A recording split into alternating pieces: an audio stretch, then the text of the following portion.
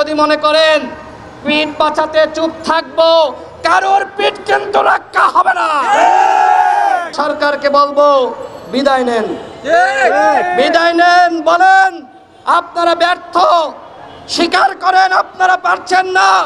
প্রয়োজনে এই গণঅভ্যুত্থানের আমরা যারা রয়েছে আমরা আরেকটি সরকার গঠন করব। আমাদের অসংখ্য নেতাকর্মী গ্রেপ্তার হয়েছে, রক্তাক্ত হয়েছে, শহীদ হয়েছে। আমরা এই সরকারকে ক্ষমতায় বসিয়েছি।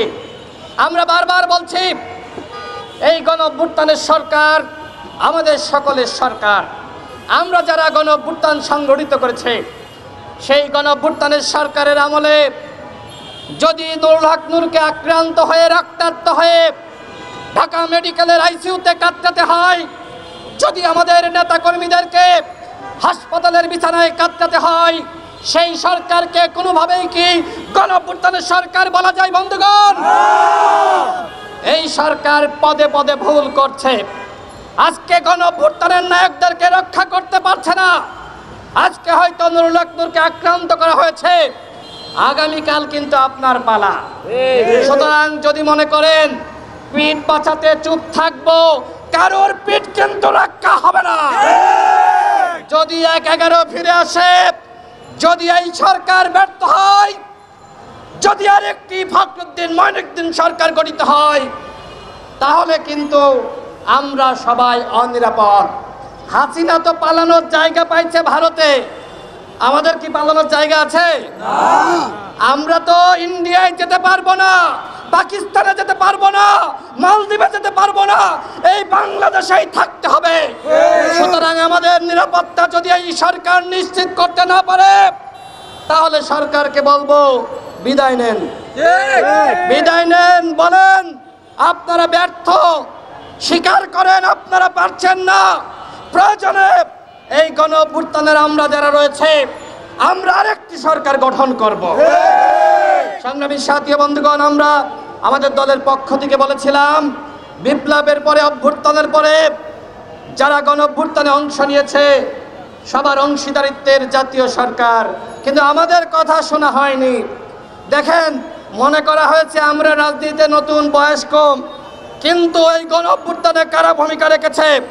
এদেশের তরুণ যুবরা এই গণঅভ্যুত্থানে রাজপথে নেমে না আসলে গণঅভ্যুত্থান বাংলাদেশে হতো না।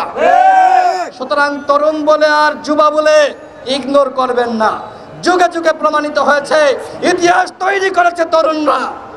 আমি কথা বাড়াতে চাই না, স্বরাষ্ট্র উপদেষ্টাকে বলতে চাই, নুরুল হক নূরের উপর হামলা হয়েছে, এখনো পর্যন্ত দুঃখ প্রকাশ দেখি নাই, কোনো সহমর্মিতা প্রকাশ করেন নাই। তার মানে আপনার নির্দেশনে এই ধরনের হামলা হয়েছে। আপনি নুরুল হক নূরের উপর যে হামলা হয়েছে সেই ঘটনার দায় নিয়ে অনতিবিলম্বে পদত্যাগ করেন। অন্যথায় ক্ষুব্ধ নেতা কর্মীরা যদি সচিবালয় ঘেরাও করে আপনাকে টেনে হিঁচড়ে নামায়, এর দায় কিন্তু আমি নিব না। স্পষ্ট কথা, এর দায় কিন্তু আমরা নিব না।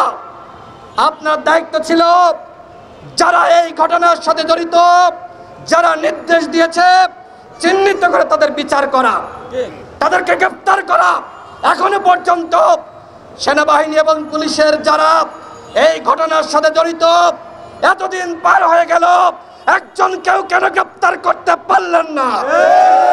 আমরা বারবার বলছি সেনাবাহিনীর সাথে আমাদের বিরোধ নাই, পুলিশের সাথে বিরোধ নাই। আমরা পুরো সেনাবাহিনী এবং পুরো পুলিশ বাহিনীকে দোষারোপ করছি না, কিন্তু যারা নুরুল হক নূরের উপর হামলা করলো আমরা কি তাদের গ্রেফতার দাবি করতে পারি না? আমরা কি বলতে পারি না এই ঘটনার দায় নিয়ে ওই খোদাবক্স চৌধুরী, যিনি প্রতিমন্ত্রী পদমর্যাদার, স্বরাষ্ট্র মন্ত্রণালয়ে যিনি আসীন হয়েছেন, আমরা কি তার পদত্যাগ দাবি করতে পারি না? আমরা কি আইজিপির পদত্যাগ দাবি করতে পারি না? আমি যতদূর তথ্য পেয়েছি, আইজিপি, খোদাবক্স চৌধুরী এবং স্বরাষ্ট্র উপদেষ্টা তারা জানতেন যে নুরুল হক নূরের উপরে হামলা হচ্ছে, তারা জানতেন, তারপরেও তারা এই ঘটনা থামাতে যাননি। তার মানে তাদের কাছে যখন জিজ্ঞেস করা হয়েছে তারা বলেছে ওকে সাইজ করে দাও। অর্থাৎ তাদের নির্দেশনায় নুরুল হক নুরুর উপর হামলা হয়েছে। সুতরাং আইজিপিকে পদত্যাগ করতে হবে, খুদাবাগ চৌধুরীকে পদত্যাগ করতে হবে, স্বরাষ্ট্র উপদেষ্টাকে দায় নিয়ে পদত্যাগ করতে হবে। আমরা আমাদের দলের পক্ষ থেকে বলেছিলাম যে যদি এই ঘটনার বিচার না হয়, যদি কাউকে গ্রেপ্তার না করেন, তাহলে আমরা কিন্তু যমুনা সচিবালয় ঘেরাও করব। মানে আমাদের ক্ষুব্ধ নেতাকর্মীরা তারা বলেছিল। কিন্তু সরকারের পক্ষ থেকে আমাদেরকে বারবার বলা হচ্ছে সামনে নির্বাচন, দেশে ফ্যাসিবাদ সুযোগ পায়, অরাজকতা সৃষ্টি হয় এবং দেশ আনস্টেবল হয়ে যায়, এরকম কোনো কর্মসূচি না করার ব্যাপারে আমাদেরকে অনুরোধ করছে। এখন বলেন এই সরকারের অনুরোধ আমরা কত সময় রাখবো? আমার ভাই হাসপাতালের বিছানায় কাঁদছে, আমার ভাইকে আইসিইউতে পাঠানো হয়েছে, আর আমাদেরকে বারবার বলা হচ্ছে আপনারা শান্ত থাকুন, শান্ত থাকুন। সরকার শুধুমাত্র এই যে দুঃখ প্রকাশ করে তারা ক্ষান্ত হয়ে পড়েছে। তারা বলছে বিদেশে চিকিৎসার জন্য পাঠাবে। এই ঘটনার এতদিন পরেও কেন সরকার প্রধান ঘোষণা দেওয়ার পরেও নুরুল হক নুরকে উন্নত চিকিৎসার জন্য দেশের বাইরে পাঠানো হলো না? আমরা তথ্য পেয়েছি সরকারের একটি মহল তারা নুরুল হক নুরকে দেশের বাইরে পাঠানো হোক এটি তারা চায় না। যদি নুরুল হক নুর চিকিৎসার জন্য দেশের বাইরে যায় তাহলে পুলিশের, সেনাবাহিনীর ভাবমূর্তি নাকি ক্ষুণ্ণ হবে।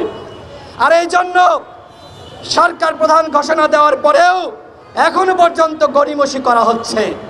এগুলো কিসের নমুনা? এগুলো প্রতারণার নমুনা। অন্তর্বর্তীকালীন সরকার জনগণের সাথে প্রতারণা করলে সেটি আমরা বরদাস্ত করব না। জনগণ কিন্তু